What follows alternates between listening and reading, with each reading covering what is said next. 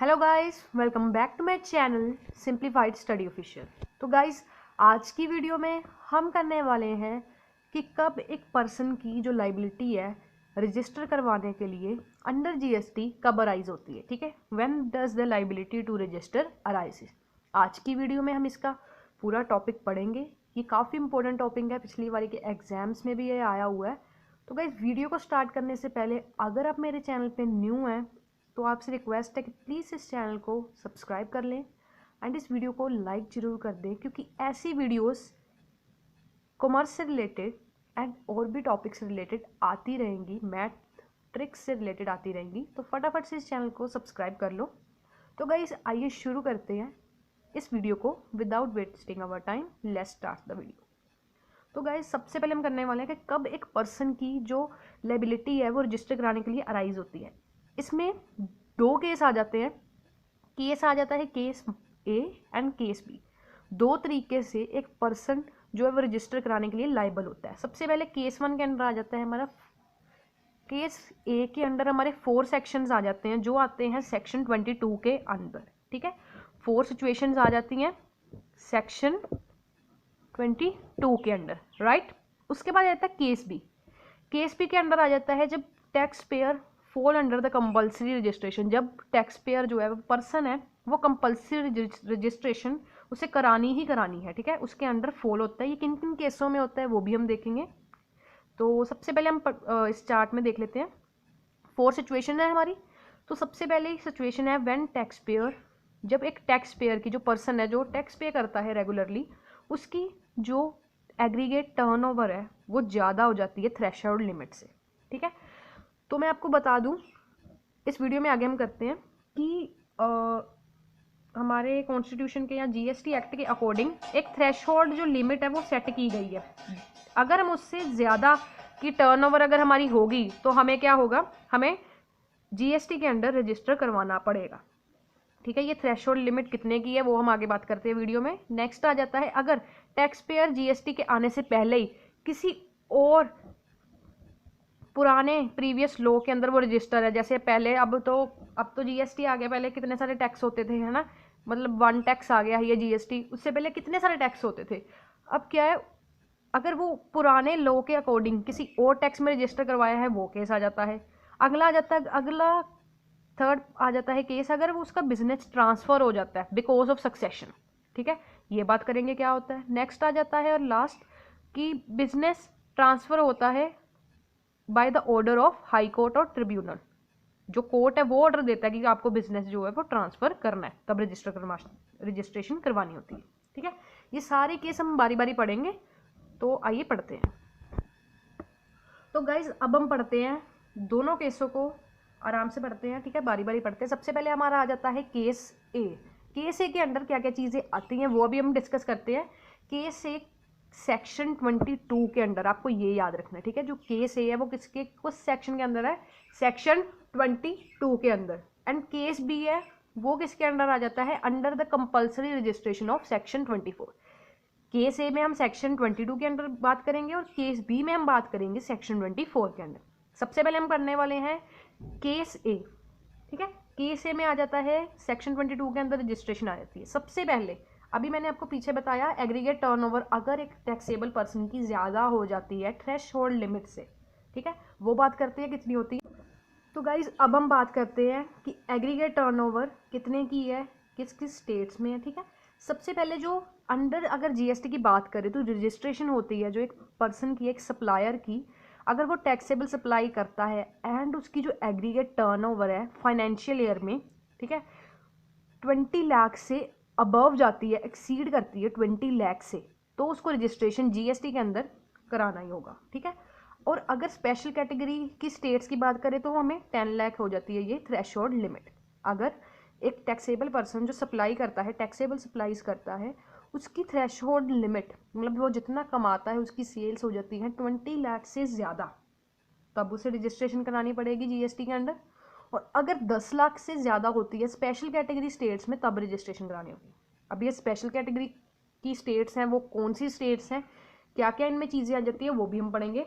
अगर हम simple words में बात करें कि एक टैक्सेबल सप्लाई जो एक एक टैक्सेबल सप्लायर है, वो टैक्सेबल सप्लाईज कर रहा है ओनली इंट्रा यूनियन टेरिटरी या इंटर स्टेट कर रहा है वो, और उसकी एग्रीगेट टर्नओवर है वो एक्सीड कर जाती है 20 लाख से, तो उसे रजिस्ट्रेशन करानी पड़ेगी, उसको अपने आप को रजिस्ट्रेशन कराना पड़ेगा अंडर सेक्शन 22। ठीक है, अब what is threshold limit? Threshold limit क्या होती है? अब थ्रेशोल्ड लिमिट में 3 चीज़ें आ जाएंगी, for exclusive supply of goods, for services, for both goods and services. ठीक है, ये चीज़ें आएंगी, तो अभी पढ़ते हैं इनको। तो गाइस अब हम पढ़ते हैं थ्रेशोल्ड लिमिट। ठीक है, तो for exclusive supply of goods में क्या चीज़ आ जाएगी? For general category states, general category states में आपको कितनी थ्रेशोल्ड लिमिट चाहिए? 40 लाख। ठीक है, अगर आप सिर्फ गुड्स की सप्लाई कर रहे हो, एक्सक्लूसिव गुड्स की सप्लाई कर रहे हो बस। ठीक है, और स्पेशल स्टेट्स में आपको कितनी चाहिए थ्रेशोल्ड लिमिट? 20 लाख।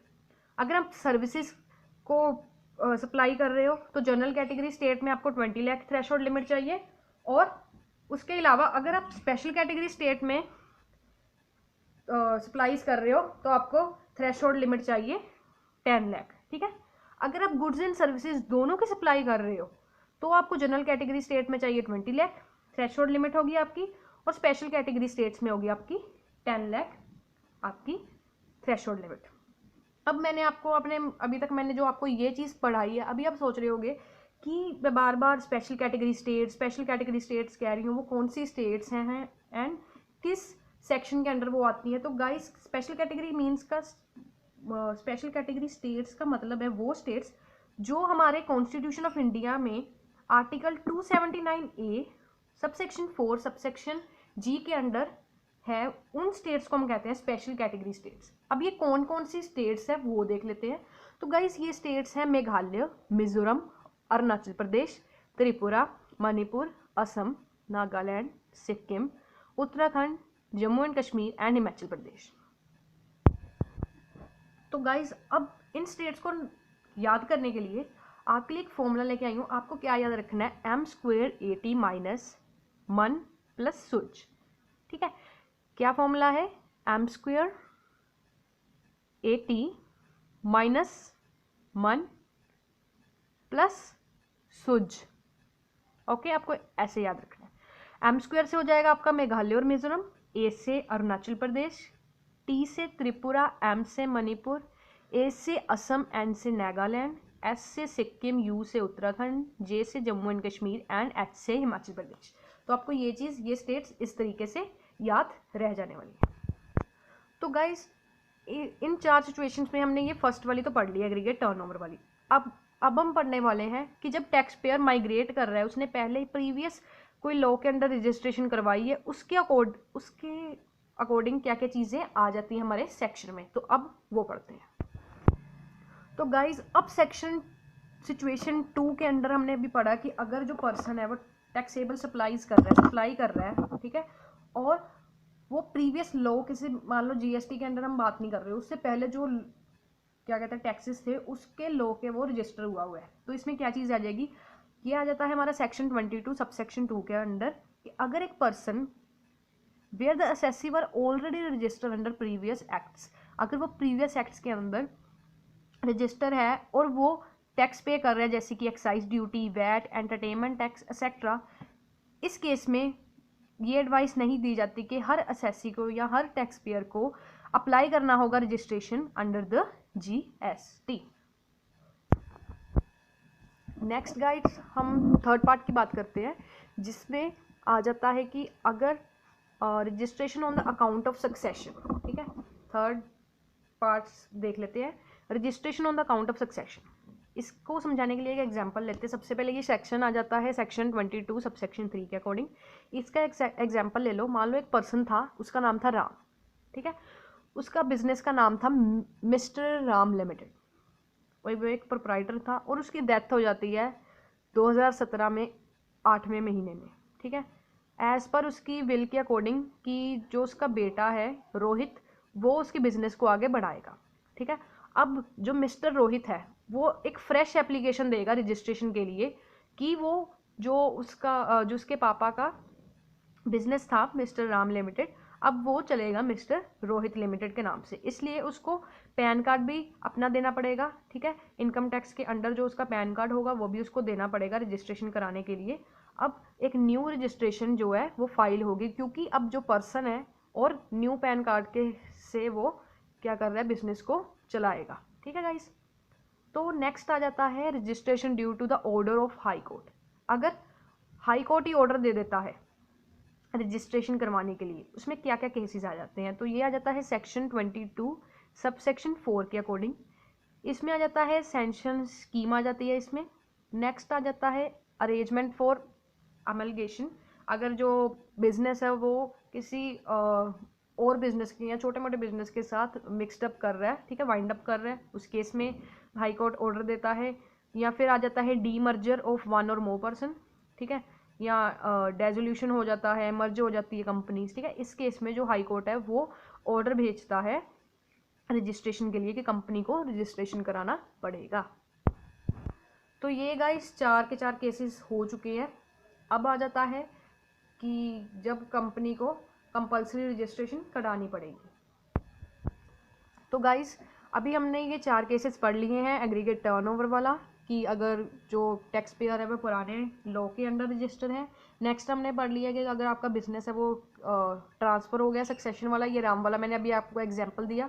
उसके बाद हमने पढ़ा कि जब बिजनेस है वो ट्रांसफ़र हो जाता है by the order of high court और ट्रिब्यूनल। ये हमने सारे 4 पार्ट कर लिए। अब हमारा बस ये रह गया, okay, when the tax payer fall under compulsory registration.